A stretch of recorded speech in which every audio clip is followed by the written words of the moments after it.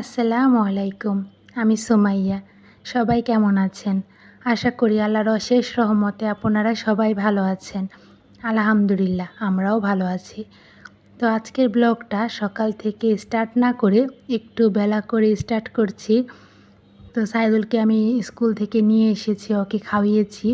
তারপরে আজকে একটু রোদ ছলছলে ছিল, তো গতকালকের কাপড়গুলো শুকিয়ে গিয়েছিল, সেগুলো উঠিয়ে ভাঁজ করে নিয়েছিলাম। আর টুকিটাকি অনেক কাজই সেরে নিয়েছিলাম। তো কাপড়গুলোই আমি সবগুলো রাখছিলাম ওয়ারড্রোবে ভাঁজ করে করে। তো যেগুলো এই পাশে রাখার কাপড় ছিল সেগুলো এই পাশে রাখছিলাম। আর যেহেতু আম্মু আর জান্নাতের কাপড়গুলো ওই পাশের ওয়ারড্রোবে, তো তারপরে ওইখান থেকে ভাঁজ করে ওইখানে রেখে আসি গুছিয়ে, যাতে ওদের আর সমস্যা না হয়। তো সকালবেলা খাবারটা দেখাচ্ছি আমার, কারণ কয়েকদিন যাবৎ আমার খাবারের ব্লগ দেইনি। তো আমিও কিন্তু খাওয়া দাওয়া করি, এমন না যে খাওয়া দাওয়া করি না, কিন্তু আপনাদের সাথে শেয়ার করা হয় না সেই জিনিসটা। তো আজকে আম্মু সকালে রান্না করেছিল ডাউল, কালিজিরা বাটা আর পটল ভাজি। তো সেগুলো দিয়ে সকালের খাবারটা আমি সেরে নিচ্ছিলাম। কালিজিরা বাটাটা অনেক মজা হয়েছিল, অনেক টেস্ট হয়েছিল। আম্মুর বাটাবাটি অনেক মজা হয়, যেগুলো এই বাটা না কেন, শুটকি বাটা বলেন আর কালিজিরা বাটা বলেন, আর যেগুলো পাতা দিয়ে বাটা যায় সেগুলো বাটাবাটিগুলি অনেক মজা লাগে, খুব টেস্ট হয় আম্মুর হাতের। তো আজকে একটু হালকা পাতলাই নাস্তা ছিল, তো সেগুলো খেয়ে আমি আর আম্মু চলে গেলাম বাজারে। কারণ যেহেতু সাইদুল বাসায় ছিল, জান্নাত তো বাসায় ছিল, তো আমার বোনের কাছে আমি বাচ্চাকে রেখে বাজারে চলে গিয়েছিলাম টুকিটাকি কিছু বাজার করার জন্য। আর এদিকে আমরা বাজার থেকে এসে বাজারগুলো গুছাচ্ছিলাম আর আপনাদের সাথে শেয়ার করছিলাম বাজারগুলো। তো পোলাওয়ের চাউল এনেছিলাম, চিনি এনেছিলাম, কাজু কিশমিশ বাদাম এনেছিলাম, আর 2 রকমের এনেছিলাম, হাবিজাবি এনেছিলাম। তো এই তারা বিস্কুটটা কিন্তু যে খোলা দোকানে বিক্রি করে ছাকাই করে, তো আমার এই বিস্কিটটা মানে বিস্কিট না, ওই ঝাল ওই তারাটা অনেক মজা লাগে, কুরকুরে মুচমুচে থাকে, খেতে অনেক টেস্ট লাগে। বিকেল টাইমে বসে বসে সবাই মিলে কথা বলা আর খাওয়া খুব ভালো লাগে।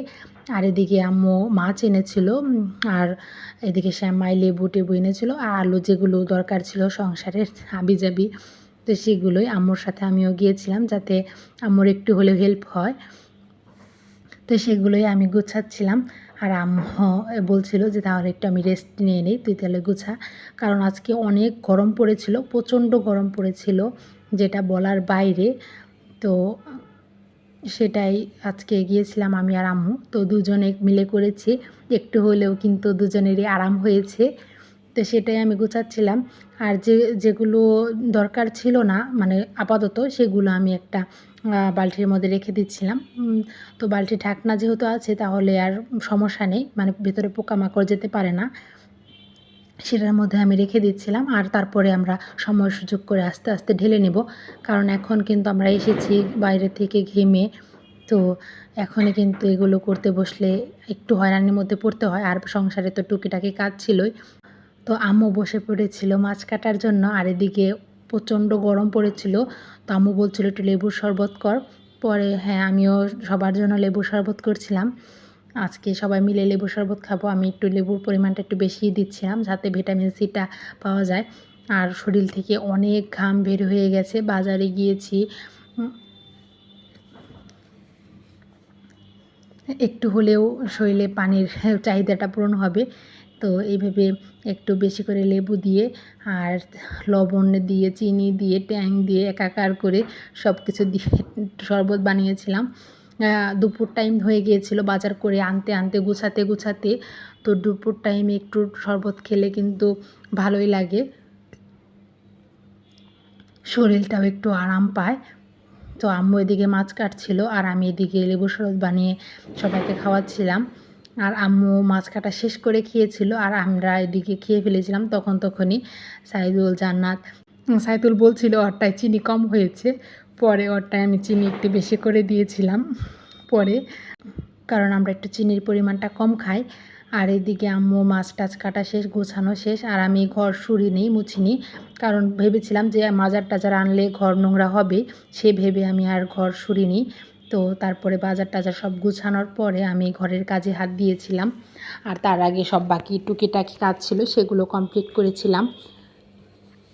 তো আমার কাজের শেষই হয় ঘরসোড়া ঘর মোছা দিয়ে কাজের সমাপ্তি হয়।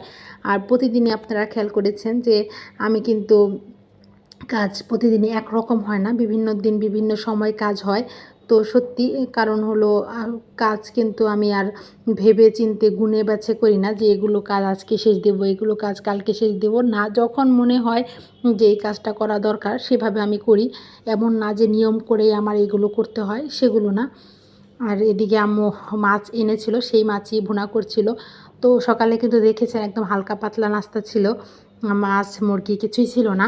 কারণ আম্মু বলেছিল যে যেহেতু মাছ আনবই, মাছের বাজার করবই, টাটকা মাছটাই রান্না করবো নি, ওটাই খাওয়া হবে না দুপুরে। আমি বলছিলাম আচ্ছা ঠিক আছে তাই ভালো হবে।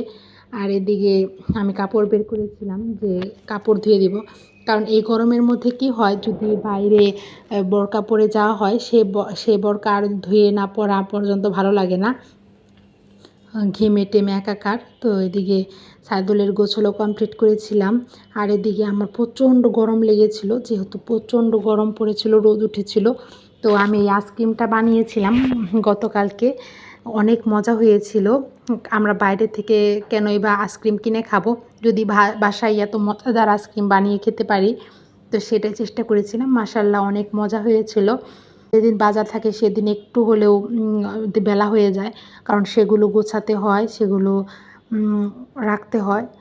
তো আমি সাইদুলের জন্য যে মাছটা রান্না করেছিল সেই এক পিস নিয়ে আর ডাউল দিয়ে ভাত চেটকিয়ে নিয়েছিলাম, যেহেতু আমার বাচ্চার খাবার খেতে অনেক সময় লাগে।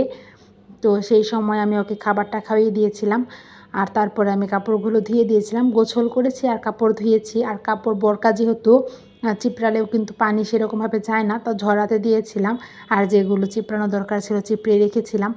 তো অনেক বেলা হয়ে গেছিলো, নামাজের টাইমটা প্রায় শেষ হয়ে যাচ্ছিলো। ভাবছিলাম যে কাপড় পরে আস্তে ধীরে শুকা দিব না, আগে নামাজটাই কমপ্লিট করে নেই, কারণ নামাজ পরে পড়লে চলবে না, কাপড় পরে শুকা দিলেও চলবে। তো সেটা ভেবে পরে নামাজ পড়ে তারপরে আমি কাপড় শুকা দিয়েছিলাম।